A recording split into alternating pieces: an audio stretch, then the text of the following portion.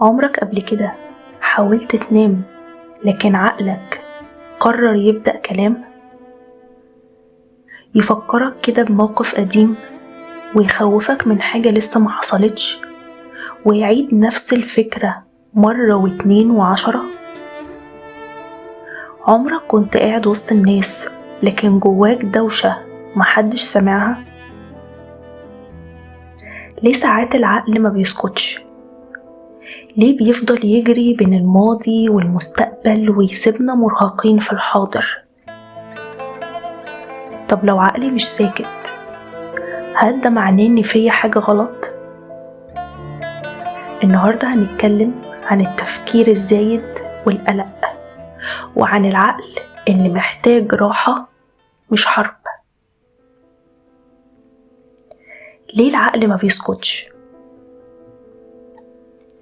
العقل بطبيعته بيحب يحميك، بيفكر في كل الاحتمالات وبيتوقع المشاكل، بيفتش عن الخطر ويحاول يسيطر، وده شيء طبيعي. لكن لما نكون مضغوطين، مرهقين، خايفين أو شايلين فوق طاقتنا، العقل هنا بيشتغل زيادة، فيبدأ يلف في دواير. طب بيظهر ازاي؟ ممكن تلاقيه في شكل تفكير قبل النوم، أو إعادة مواقف قديمة، خوف من كلام الناس، سيناريوهات كتير للمستقبل، صعوبة تركيز، توتر بدون سبب واضح، إحساس إنك مش قادر ترتاح. وده لا يعني ضعفك، ده يعني إن جهازك الداخلي محتاج هدوء. طب أعمل إيه وقتها؟ أول حاجة، ما تصدقش كل فكرة. مش كل فكرة تيجي في دماغك تبقى حقيقية. أوقات العقل بيقول احتمالات مش حقايق. ارجع للحظة اللي انت فيها دلوقتي واسأل نفسك، هو أنا فين دلوقتي؟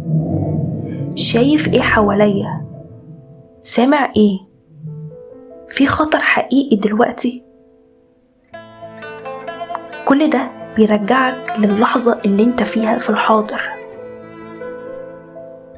اكتب اللي في دماغك. لو الأفكار زحمة، نزلها على ورقة.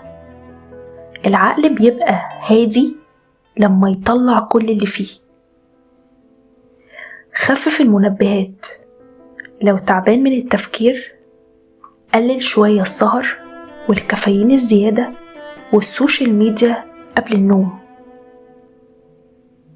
خد نفس ببطء، شهيق في 4 ثواني وزفير في 6 ثواني.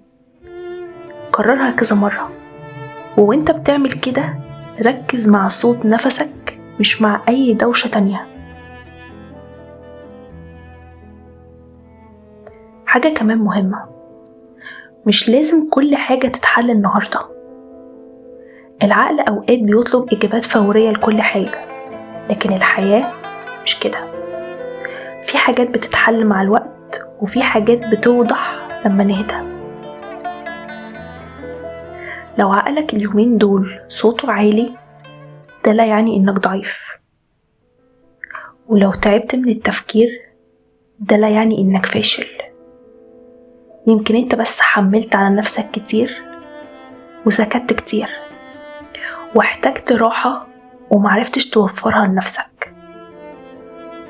هون على نفسك، ومش لازم كل سؤال تلاقيله إجابة دلوقتي. بعض السلام بيجي لما نبطل نجري.